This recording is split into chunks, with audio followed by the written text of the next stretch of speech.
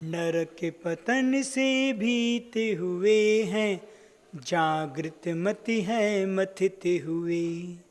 जनन मरण में सत सत रोगों से पीड़ित हैं व्यथित हुए। बिजली बादल सम बहवव हैं, जल बुध बुध सम जीवन है। यूं चिंतन कर प्रसम हेतु मुनि, बन में कांटे जीवन है। गुप्ति समिति व्रत से संयुत जो, मन से विसुख की ओर रहा। मोह भाव के प्रबल पवन से, जिनका मन ना डोल रहा। कभी ध्यान में लगे हुए तो, श्रुत मंथन में लीन कभी। कर्म मलों को धोना है सो, तब करते स्वाधीन सुधी। रवि किरणों से तपी शिला पर, सहज विराजे मुनि जन है।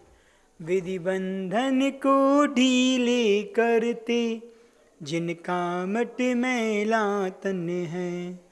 गिर पर चढ़ दिन करके अभिमुख, मुख करके हैं तप तपते। ममत्व मत सर मान रहित हूँ, बने दिगंबर पथ नपते। दिवस रहा हो रात रही हो, बोधामृत का पान करें। क्षमा नीर से सिंचित जिनका, पुण्य का छविमान अरे। धरे छत्र संतोष भाव के, सहज छाओं का दान करें। यूं सहते मुनि तीव्र ताप को, ज्ञानोदय गुण गान करें। मोर कंठ आली समकाले, इंद्रधनुष युत बादल हैं। गरजे बरसे बिजली तड़की, झंझा चलती शीतल हैं। गगन दिशा को देख निशा में, और तपोधन तरुतल में। रहते सहते कहते कुछ ना, भीति नहीं मानस तल में। बरसा ऋतु में जल की धारा, मानो बाणों की वर्षा। चलित चरित से फिर भी कब हो, करते जाते संघर्षा। वीर रहे नरसिंह रहे मुनि, परिसैर पुका घात रहे। किंतु सदा भयभीत रहे हैं, इनके पद में माथ रहे। अविरल हिमकण जल से जिनकी, काय कांति ही चली गई। साए साए कर चली हवाएं, हरियाली सब जली गई। शिशिर तुषारी घनी निशा को, व्यतीत करते श्रमण यहाँ।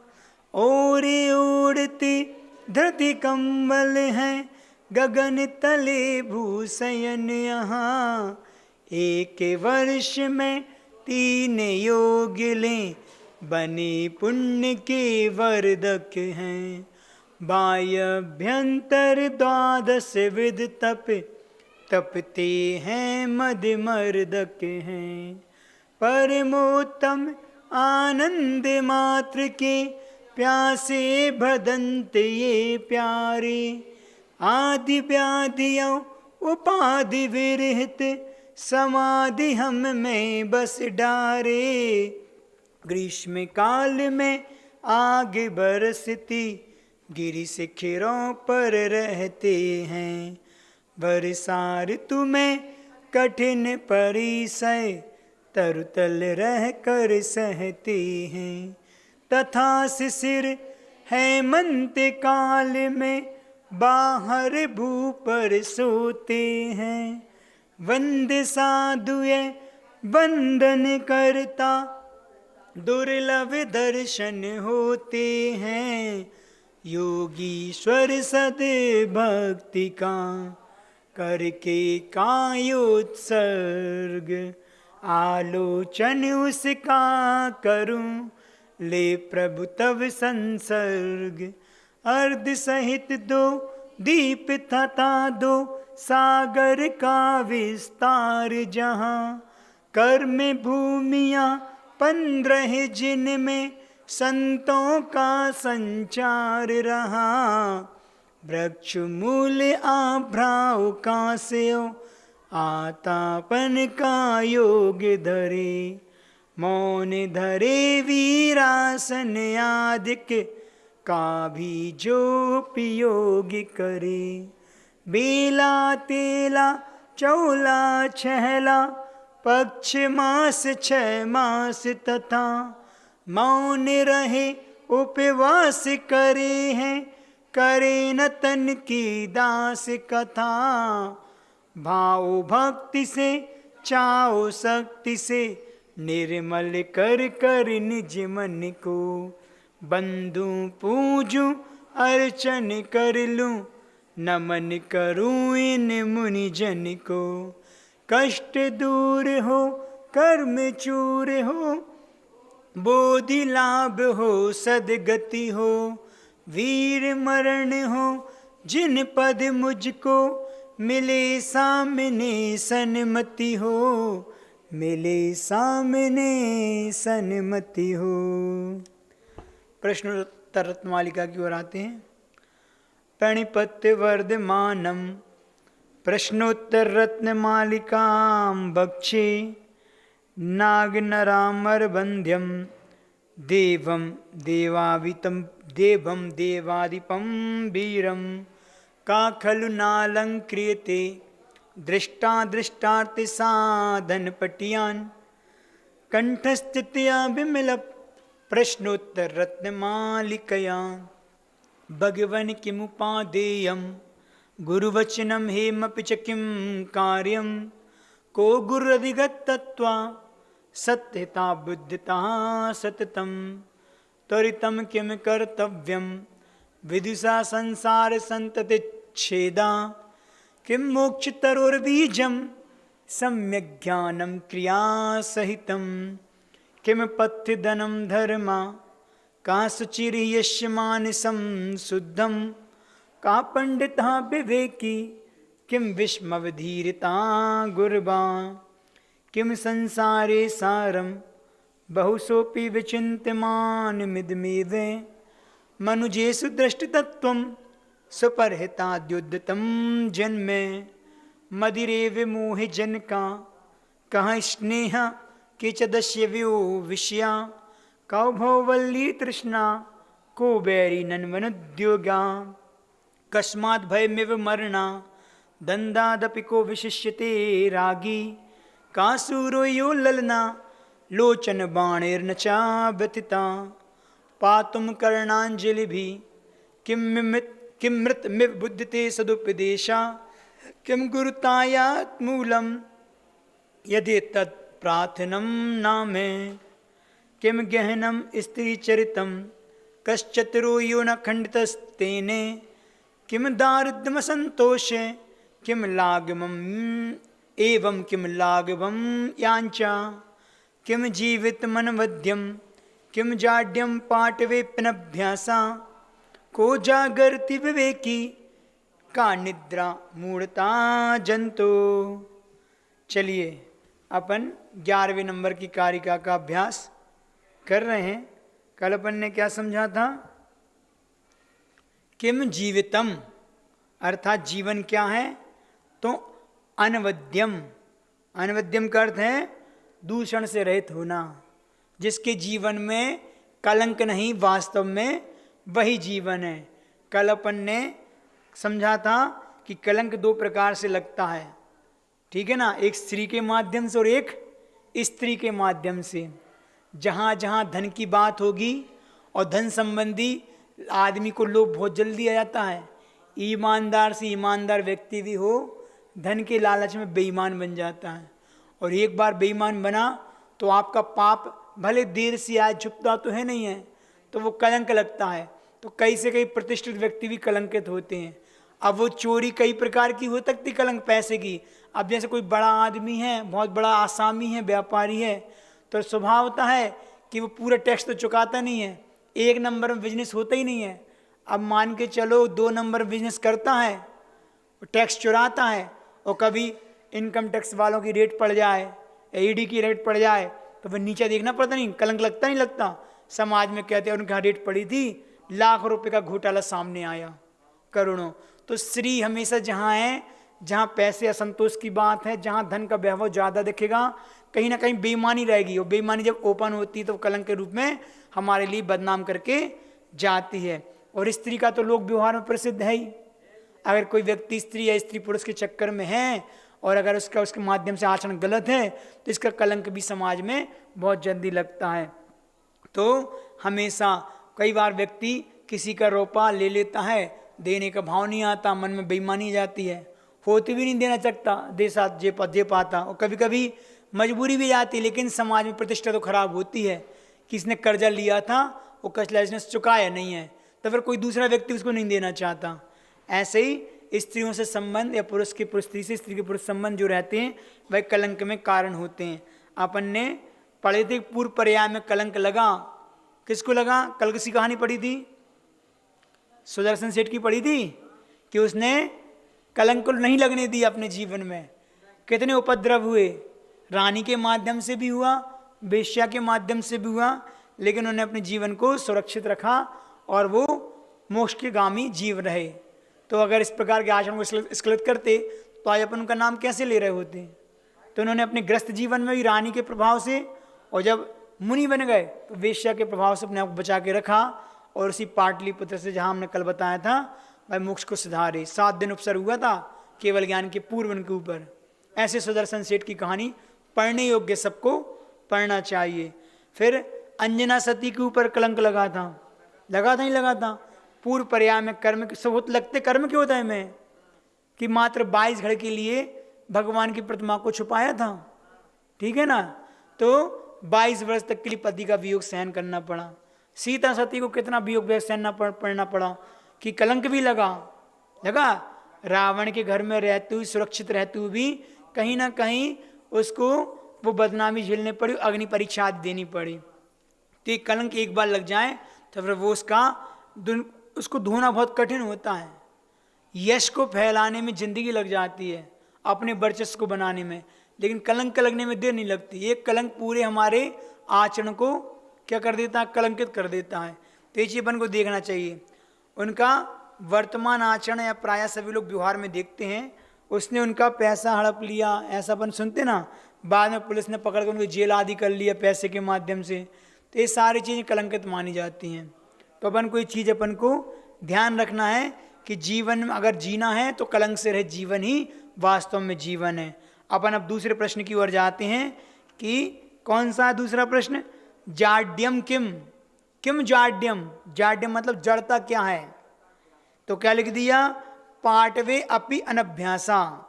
पाटवे मतलब पटु होने पर भी, पटु मतलब चतुर होने पर भी, होशियार होने पर भी अभ्यास नहीं करना, किसी चीज के लिए प्रयास ही नहीं करना, अभ्यास ही नहीं करना, ठीक है ना।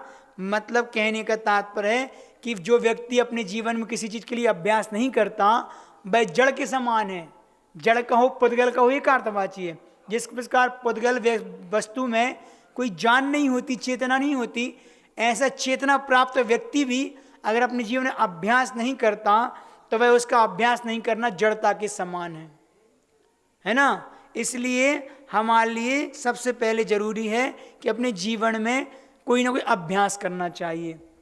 बुद्धिमान होने पर भी जो अभ्यास नहीं करता वह व्यक्ति जड़ के समान कहलाता है। जो भी स्वाध्याय आदि करते हैं अगर उसको बार बार अभ्यास नहीं करते तो क्या होता है? वह चीज़ अपन भूल जाते हैं, क्योंकि हर चीज़ अभ्यास मानती है। कोई भी चीज़ कठिन नहीं होती, हम उसको कठिन बना लेते हैं। क्यों बना लेते हैं? हम पहले से लिए बहुत चीज़ कठिन बहुत है। ऐसी कोई भी चीज़ नहीं है जो इंसान से ज़्यादा कठिन हो। संसार में असंभव कोई भी चीज नहीं है। इंसान के लिए कोई भी चीज असंभव नहीं है। नथिंग इज इम्पॉसिबल, एक लाइन आती है, nothing is impossible, the word impossible itself say that I am possible, I am possible. मतलब वो शब्द भी कह रहा है कि संसार में कुछ भी असंभव नहीं है। अगर असंभव है तो वो हम अपनी मानसिकता से और अपनी क्रियाओं के माध्यम से को बना लेते हैं। गुरुदेव हमेशा कहते हैं किसी चीज़ को बहुत नहीं पढ़ना, बहुत चीज़ पढ़ने का भाव रहता है, ये भी पढ़ लो, ये पढ़ने से आप लोग करते ना, ये पाठ भी करना, ये पाठ भी करना, ये पूजन भी करना, 10 पूजन भी करना, माला भी फिरना। तो ये क्या होता है, बगैर भावों की वे चीज़ें हमारी महत्व नहीं रखती।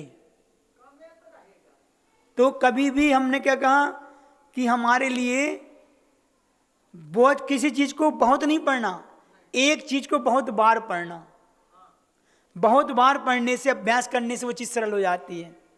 जैसे आपने वो तत्वार सूत्र कह लो या भक्तामर जी कह लो, पहली बार पढ़ा तो कितना कठिन लगा होगा, समझ में नहीं आया क्या पढ़ रहे हैं। लेकिन आज हम बार पढ़ते हैं तो हमारे लिए अभ्यास हो गया उस चीज़ का। हुआ कि नहीं हुआ? बराबर अभ्यास हुआ, आज वो चीज़ सरल हो गई और स्पष्ट भी हो गई। तो अगर आप पहली बार में इसको छोड़ देते तो वो चीज़ आपको आसान कैसे लगती? तो बार बार प्रयास करने के बाद वो चीज़ आसान होती है, चाहे वो किसी भी क्षेत्र में हो। लौकिक क्षेत्र में कोई भी काम है, जैसे घर, अगर अपन उदाहरण ले लें, घर में जिसने कभी झाड़ू पोंछा नहीं किया हो तो उसे वो काम भी बहुत कठिन लगता है। आजकल के बच्चे चीज़ नहीं करना चाहते ना, क्योंकि उनको सिर्फ अपने पढ़ाई से और अपने जॉब से मतलब है, किसी को झाड़ू पोंछा नहीं लगाना नहीं आता। तो सब करो, हर चीज़ में ऑल इन वन होना चाहिए। हमारे हर क्षेत्र में प्रतिभा होना चाहिए ताकि हम जिस क्षेत्र में हाथ डालें वहाँ पर मुझे सफलता मिले। और हमारा सफलता के कार्य भी मतलब अच्छी क्वालिटी का होना चाहिए, क्योंकि लोग, बहुत से लोग तारीफ करते हैं, देखो ये बच्ची कितने अच्छे झाड़ू पोंछा करती है, ये बच्ची कितना अच्छे भोजन बनाती है, ये कितने अच्छे से गाती है, बजाती है, कुछ भी है। तो परफेक्शन हमेशा होना चाहिए। और परफेक्शन कब आता है? वो अभ्यास के बिना नहीं आता। बराबर अभ्यास करने से वो हमारे अभ्यास ही हमारे वो उस कार्यशैली की सफलता में कारण बनता है और हमारा काम दिखता है, अच्छा काम दिखता है। इसलिए किसी भी कार्य में प्रमाद नहीं करना चाहिए, हर कार्य को अच्छे तरीके से समझ के करना चाहिए। और फिर कभी भी कहते ना, सफलता मिले या ना मिले ये तो किस्मत की बात है, पर हम प्रयास ही ना करें ये तो गलत बात है। लोग प्रयास ही नहीं करते, सफलता भले ना मिले लेकिन वो हमारा प्रयास हमारे लिए अनुभव देके तो जाता है। हम शुरुआत तो बड़े उत्साह से करते हैं, लेकिन जब वो धीरे कठिनाई आती है तो वो धीरे धीरे उत्साह हमारा कम हो जाता है, तो हमारी सफलता के चांसेस भी कम बन जाते हैं। इसलिए निरंतर सही दिशा में अभ्यास करने पर और जीवन में उत्साह बनाए रहने पर हर क्षेत्र में सफलता मिलती है। तो कभी भी कोई चीज़ पढ़ो उसको बार बार पढ़ने का प्रयास करना चाहिए, नहीं वो चीज़ भूल जाते हैं। जैसे मिलिट्री वाले होते हैं ना, मिलिट्री देखिए अपन ने, तो मिलिट्री वाले हमेशा अभ्यास करते हैं जिससे वे उनके हाथ पैर जाम ना हो जाएं, है ना। बराबर अभ्यास करते रहते हैं उनकी फील्ड पे, देखो आप जाके। और वे उनके जो वाहन होते हैं, जितने भी उनके बंकर होते हैं, जिनकी उनकी गाड़ियाँ होती हैं, वह बराबर उनको प्रयोग में लाते रहते हैं जिससे वे जाम ना हो जाएं। तो इसी प्रकार हमारे लिए बताया कि उनके लिए बराबर अभ्यास ही उनके युद्ध तो एक बार होना है, अभ्यास प्रतिदिन करना है। सालों में एक आध बार युद्ध होता है, लेकिन इतनी सेना का पूरा संरक्षण उनको सुबह से लेकर शाम तक की पूरी क्रियाएं करनी पड़ती हैं। एक्सरसाइज से लेकर शायद डाइट तक का पूरा उनको कंट्रोल करना पड़ता है। क्यों? वो फिट रहेंगे तो जब मौका पड़ेगा तो उसके लिए वो तैयार रहेंगे। अभ्यास बराबर करना है। तो इसी प्रकार स्कूल में विद्यार्थी भी होते हैं। स्कूल में जो विद्यार्थी होते हैं, स्टूडेंट होते हैं, भाई अपने स्कूल की शिक्षा का, कॉलेज की शिक्षा का बराबर अभ्यास करते रहते हैं। तो साल भर किया हुआ अभ्यास काय में काम आता है? परीक्षा में काम आता है। अब जिसने साल भर अपना अभ्यास नहीं किया, किताब ही नहीं खोली और महाराज जी आशीर्वाद दे दो हम पास हो जाएं, तो महाराज जी पास करा देंगे कि भगवान जी पास करा देंगे? हमारा अभ्यास, हमारा पुरुषार्थ ही हमारे लिए सफलता में कारण बनता है। तो वह साल भर की पढ़ाई उसकी परीक्षा के समय काम आती है। तो वो हो गई किसकी? लौकिक क्षेत्र में एक विद्यार्थी की। इसी प्रकार पारमार्थिक क्षेत्र में, अध्यात्म के क्षेत्र में जो स्वाध्याय का अभ्यास है, हमारा स्वाध्याय बराबर करते करते रहने से क्या होता है? वह स्वाध्याय हमारे अंत समय में संलेखना और समाधि में काम आता है। इसीलिए स्वाध्याय बराबर बताया है। अपने समय का सदुपयोग करो, उपयोग को शुभ में लगाए रखने के लिए, और अभ्यास करने से ज्ञान बढ़ता है।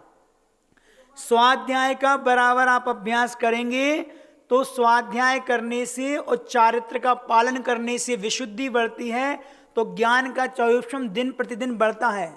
गुरुजी कहते हैं विद्या कालीन पश्यति, काल आने पर विद्या अपने आप फल देती है, मतलब विद्या का चौयुष्म बढ़ता है। तो एक चीज हमेशा है कि अकेली किताब पढ़ने से ज्ञान नहीं बढ़ता, लेकिन जितना आपके अंदर की विशुद्धि होगी, आचरण आपका अच्छा होगा, उतना ज्ञान का क्षेत्रम आपको बढ़ेगा। इसलिए विद्यार्थी को और मोक्षार्थी को हमेशा स्वाध्याय ज्ञान का अवलंबन बनाए रहना चाहिए। कुछ ना कुछ पढ़ते रहो। कई बार लोग कहते महाराज जी हैं, हाँ तो ठीक है ना, वही स्वाध्याय का फल बुढ़ापे में दिखेगा कि हमने क्या क्या पढ़ा है। अब शक्ति नहीं है तो मन में चिंतन तो कर रहे हैं, बहुत भेद विज्ञान तो बना रहता है कि नहीं यार हमने इतनी 12 भावना का 16 कारण भावना का चिंतन किया है, पढ़ा लिखा है। अब उपयोग करो प्रैक्टिकल। जीवन भर थ्योरी पढ़ी, थ्योरी है ये, अंत समय प्रैक्टिकल के रूप में वो काम आती है वो चीज, वही प्रैक्टिकल तो करना है। अब आंखें जोर नहीं मार रही, हाथ पांव नहीं चल रहा, लेटे हैं, बैठते नहीं बन रहा, चिंतन चलने दो। क्या चिंतन? ये चिंतन करना है। 12 भावना का हो, राजा राणा छत्रपति, हाथ इनके अस्वार, मरती जुरी ब्रिया जीव को कोई न राखनहार। तो ये सब चीजें हैं, तो यही तो स्वाध्याय है। अगर वो पढ़ा होगा तो वो याद आएगा, जो नहीं करता उसको घर गृहस्थी, भोजन, पत्नी, बच्चे याद आते हैं, पैसा याद आता है। अच्छे अच्छे लोग देखे अंत समय में कहते हैं कि हमें तो भजिया खाना है, हमें कचौड़ी खाना है। क्यों? क्योंकि वही खाया पिया, वही देखा है, वही देखा है। अच्छे अच्छे साधक पानी मांगते हैं, मुझे प्यास लगी पानी दो। हाँ तो पुण्य चाहिए, तो ये सब पुण्य से प्राप्त होती संलेखना आदि। इसलिए बराबर हमारे लिए स्वाध्याय का अभ्यास करते रहना चाहिए। वह अभ्यास हमारे जीवन के अंत समय में बराबर काम आता है। हाँ, इसलिए और स्वाध्याय तो हर क्षेत्र में अच्छा है। जब जब मौका मिले कोई ना कोई अच्छा साहित्य पढ़ते रहना चाहिए, जिससे हमारा ज्ञान का सूक्ष्म बढ़े और एक हमारी बुद्धि जागृत हो, सही गलत की हमें पहचान मिले। उपयोग को शुभ रखाने में कोई दूसरा कारण नहीं है। आप घर में जाओगे पंचेंद्र के विषयों में लगोगे तो पाप का ही कारण बनेगा, लेकिन घर में जाकर भी अगर 1 घंटा 2 घंटा स्वाध्याय कर लिया, उपयोग को उसमें लगा लिया, उपयोग शुभ में लगा, पुण्य का ही बंद होगा। अपन देख लें दिन भर में कितनी क्रियाएं करते हैं, जिसमें पुण्य का बंद कितना होता है, पाप का कार्य कितना होता है। आर्त रोध ध्यान के साथ ही जीवन निकलता है तो पाप का ही बहुलता ज्यादा है। इसलिए अनंत काल में अनंत अनंत पाप बांध लिए, कैसे कटेंगे? कटना उतना कठिन भी नहीं है और उतना सरल भी नहीं है। जैन धर्म है बाल से बारीक है और नहीं तो मूसर से मोटो है, ऐसी कहाँ बताते हैं? कैसे बारीक है? इतना बारीक है कि इतना सूक्ष्म है कि हमारी दृष्टि का विषय नहीं बन रहा। अंदर के राग देश के परिणाम भी हिंसा में कारण बन सकते हैं। कितना सूक्ष्म है। हमने हमारा भला बुरा सोचना भी अंदर से हमारी हिंसा करने में कारण बन रहा है। और मोटो इतना है कि बस भेद विज्ञान हो जाए, शरीर लगे, आत्मा लगे, ज्यादा का करने, बस होगा केवल ज्ञान। तो इतना सरल भी है, उतना ही कठिन भी है। तो इसको अपन इतनी आराम से ना लें। बराबर निरंतर सही दिशा में सही पुरुषार्थ अभ्यास करने से हमारे लिए सफलता के वो चांसेस बनते हैं। अगर हमने सही दिशा का टिकट लिया है, हमें जैसे अगर सम्मित शिखर जाना है और हमने टिकट लिया है गिरनार जी का या और कहीं का, तो सफर जी जाओगे कि नहीं जाओगे? नहीं पहुंच पाएंगे। तो लक्ष्य को सामने रख के उस दिशा में हमने सारे पुरुषार्थ निमित्त को जुड़ा लिया, सही ट्रेन में बैठ गए, टिकट ले लिया, तो नियम से हम पार्श्वनाथ स्टेशन में ही उतरेंगे। इसी प्रकार अभ्यास सही दिशा में किया तो वह अभ्यास हमारे लिए लौकिक क्षेत्र में किया हो सही दिशा में सफलता दिलाएगा, और परमार्थ के क्षेत्र में किया हो तो यहाँ पे सफलता दिलाएगा। इसलिए अगर आपको मोक्ष मार्ग में आगे जाना है तो बराबर निरंतर अभ्यास करते हुए अपन अपनी कसौटी पे कसते रहें।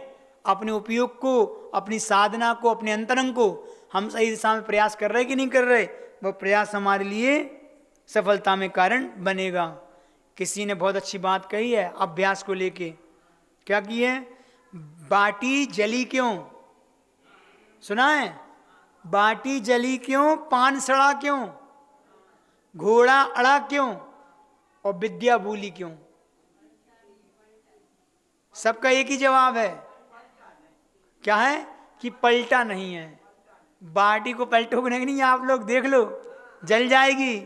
पान को नहीं पलटता वो पान वाला, प्रतिदिन वो क्या करता, दिन में 4 बार पान को पलट, भले वो बिके ना बिके, पलट के पानी लगा के वो रखता रहता है। एक जगह रखा रहेगा तो क्या होगा? सड़ जाएगा। ठीक है। घोड़ा अड़ा क्यों? अड़ गया मतलब भाई एक जगह पे एक आसन में बैठा रहा तो उसको पलटा नहीं वो, तो वो भी बैठा रहेगा। क्योंकि घोड़े की आदत होती है, घोड़ा हमेशा कहते हैं घोड़ा बीमार होता जब ही बैठता है, खड़ा रहता है, खड़े रह के ही सोता है, एक टांग पर टेढ़ी कर ली तो सोता है। तो एक कारण है। और विद्या भूली क्यों? क्योंकि अपन ने बार उसका अभ्यास नहीं करके पलटी नहीं उसको। तो ये चीजें हमारे लिए बराबर अभ्यास से आती हैं। मतलब असंभव कार्य भी हो जाते हैं। कितने बड़े होते हैं? एक लाइन और है, करत करत अभ्यास से, करत करत अभ्यास के जड़मति होए सुजान, रस्सी आवत जावत है, सिल पर पड़त निशान।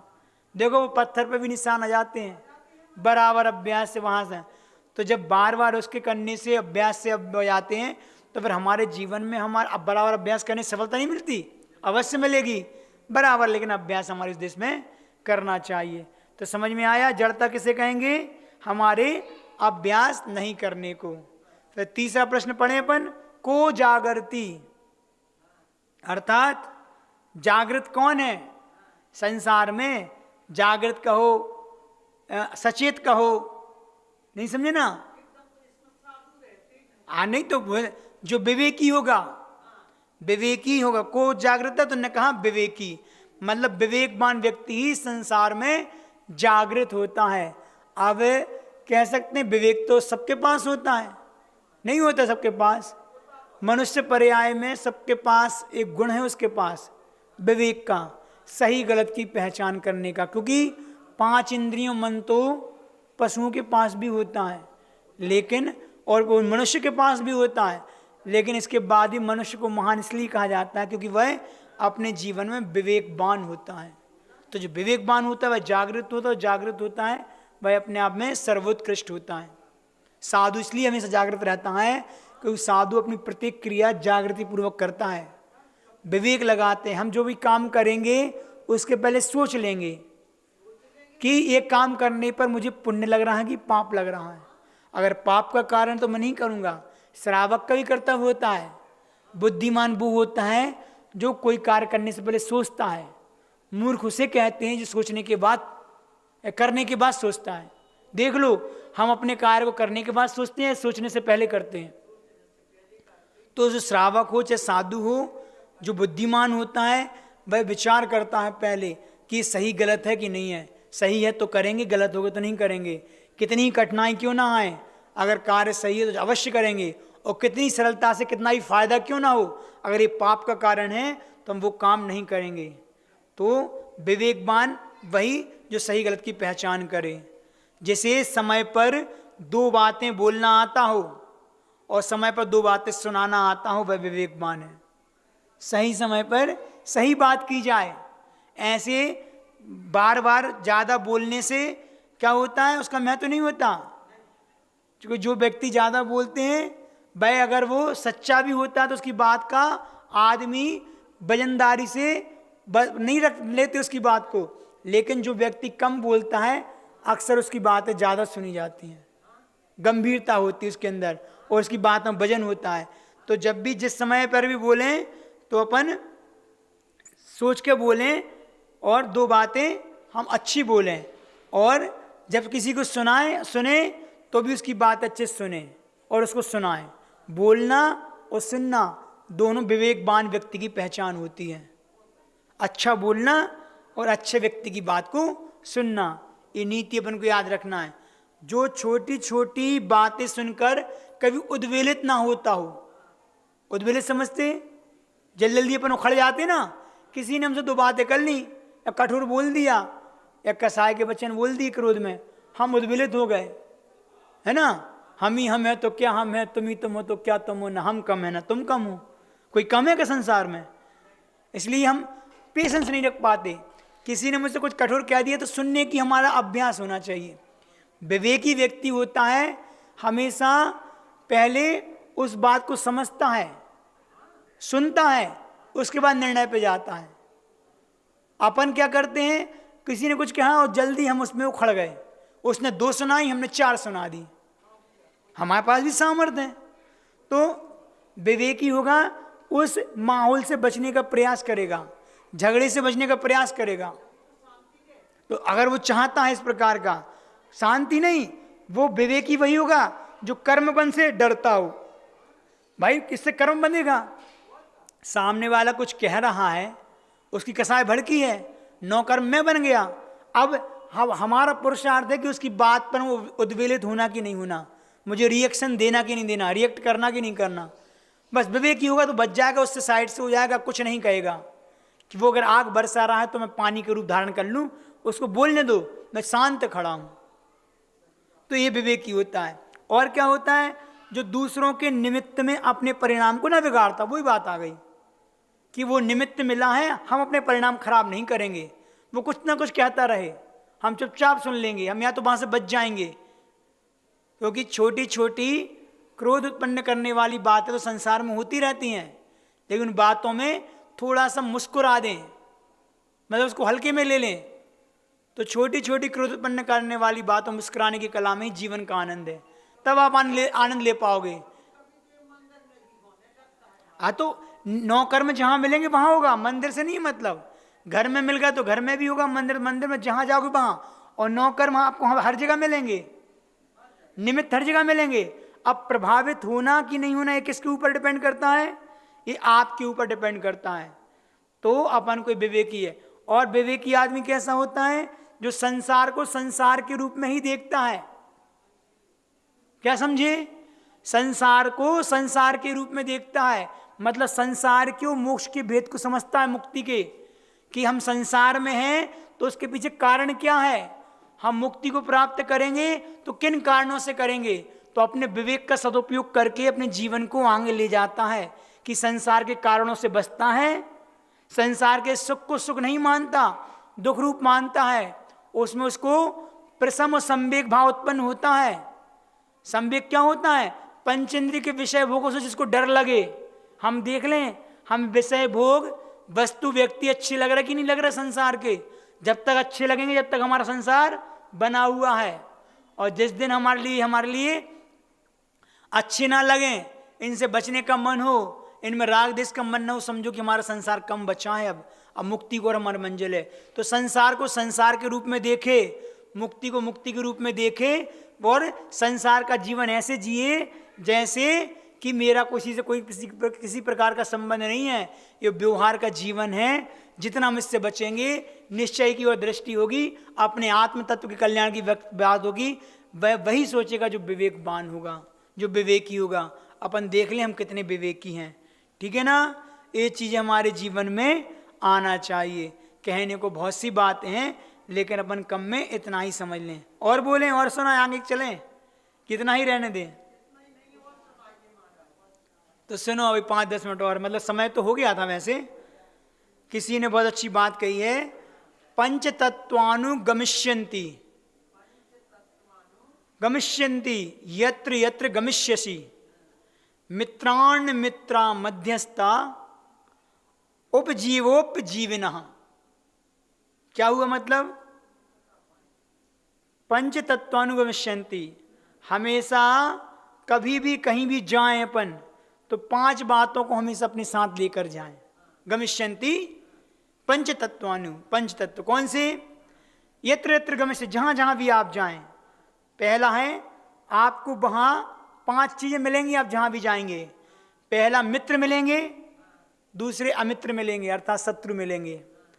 जहां जाओगे मित्र भी मिलेंगे, शत्रु मिलेंगे। माध्यस्थ अर्थात जिन्हें आपसे कोई मतलब नहीं है, ऐसे लोग भी मिलेंगे, ठीक है ना। 3 हो गए। चौथा उपजीवना अर्थात आश्रय देने वाले भी मिलेंगे।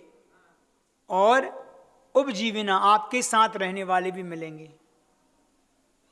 5 चीजें कौन सी हो गई? आपको मित्र भी मिलेंगे, शत्रु भी मिलेंगे, और बीच के लोग भी मिलेंगे जिन दोनों से मतलब न शत्रुता से न मित्रता से। आश्रय देने वाले भी मिलेंगे और आश्रय में रहने वाले भी लोग मिलेंगे। क्या समझे इससे?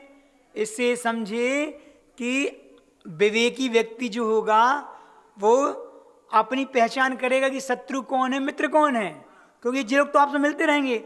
आप संसार में रहेंगे तो संसार में आपको ये लोग मिलते रहेंगे। किसी ने आपका अच्छा कर दिया तो वो आपका मित्र हो गया, हितैषी हो गया, और जिससे आपकी नहीं बनी, आपके मन का नहीं किया, तो वो आपका शत्रु हो गया। राह में चलते बहुत से लोग मिलेंगे जिनसे आपको कोई मतलब नहीं है, अच्छे ना बुरे में, है ना। कोई आपका अपना है, परिजन है, तो वो आपको आश्रय दे देगा। कोई आपके मन का आ गया तो आपने उसको आश्रय दे दिया। तो संसार इसी का नाम है। बस उसमें ये संसारी जीव रह के अपने निर्वाह करता, विवेक के साथ अच्छे बुरे की पहचान करते हुए जीवन को आगे बढ़ाता है। तो ये हमेशा विवेकी की पहचान होती है, और विवेकी हमेशा अपने आप में जागृत रहता है। इतनी बात अपन को ये नीति से समझना है। ये नीति वाक्य है। जागृत को जागृत का जागृत, तो न का या विवेकी, जो विवेकी है वह जागृत है। और फिर तीसरा प्रश्न क्या पूछा? का निद्रा, निद्रा क्या है, नींद किसे कहेंगे? तो ने कहा कि प्राणियों की मूर्ता ही निद्रा है। मूर्ता किसे कहेंगे? हमारे अंधविश्वास को। अंधविश्वास कई प्रकार का होता है ना। तो वह अंधविश्वास ही हमारी मूर्ता में कारण बनता है। तो हमारे लिए मूर्ता नहीं रखना अंधविश्वास के रूप में। कई प्रकार की होती, हम भी करते हैं। अपन इस विषय में कल बहुत अच्छे से बात करेंगे। लेकिन अपन ने अभ्यास की बात करी थी कि तैरना सीखें। एक बात बता के हम अपनी वाणी को विराम देंगे। एक बार व्यक्ति अपने मित्र के साथ नदी तैरने के लिए गया, ठीक है ना। अब पहला तैराक था, पहला व्यक्ति, और दूसरे को तैरना नहीं आता था। जैसे ही दूसरे नदी में पैर रखा, उसका पांव फिसल गया।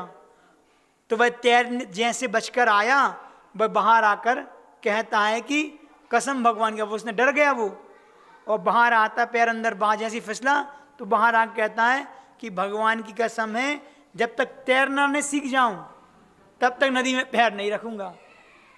ठीक है ना, जब तक तैरना सीख तक नदी में पैर नहीं रखूंगा, नहीं उतरूंगा। तो पहला व्यक्ति कहते, अरे भाई तैरना सीखना चाहते हो तो पानी में पांव तो रखना ही पड़ेगा। पानी में बगैर उतरे आज तक कोई तैराक नहीं हुआ। इसलिए ये तो बात होगी दृष्टांत की, अभ्यास की बात कर रहे थे हम। तो अध्यात्म की साधना में उतरे बिना भी, धर्म की आध्यात्मिक साधना उतरे बिना भी आज तक किसी को मुक्ति प्राप्त हुई है क्या? आज तक नहीं हुई। इसलिए मुक्ति की प्राप्ति के लिए भी हमारे लिए क्या करना है? निरंतर अभ्यास करना है।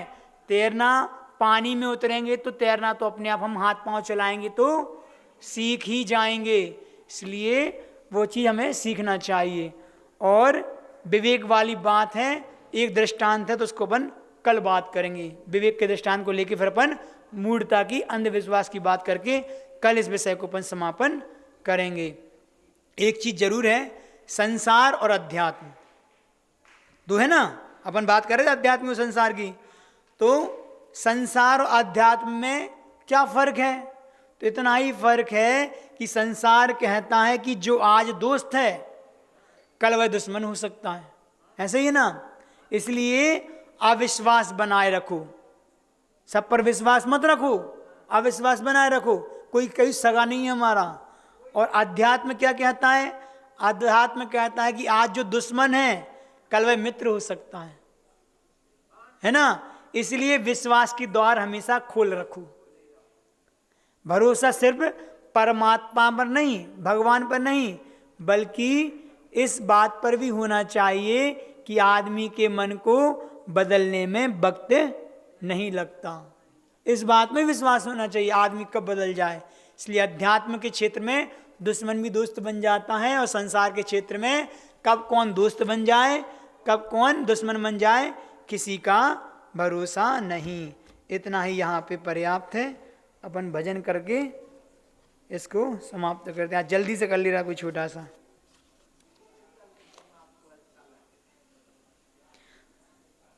उद्धार कैसे होता हमारा अगर तुम न आते, अगर तुम न आते। गुरुजी तुम्हारा सहारा न मिलता, भंवर में ही रहते किनारा न मिलता। दिखाई न देती अंधेरे में मंजिल अगर तुम न आते, अगर तुम न आते। उद्धार कैसे होता हमारा अगर तुम न आते, अगर तुम न आते। करके दरस तो लगता है ऐसे महावीर फिर से आए हो जैसे। करके दरस तो लगता है ऐसे महावीर फिर से आए हो जैसे। पंचम युग के महावीर हो तुम, विद्या के सागर गुरुजी हमारे। उद्धार कैसे होता हमारा अगर तुम न आते, अगर तुम न आते। दया हम पे इतनी कर दो हे गुरुवर, कल्याण होवे बने आप जैसे। दया हम पे इतनी कर दो हे गुरुवर, कल्याण होवे बने आप जैसे, बने आप जैसे। यही भावना है, यही भावना है, न और चाहना है। उद्धार कैसे होता हमारा अगर तुम न आते, अगर तुम न आते। गुरुदेव भगवान श्री विद्यासागर जी महाराज की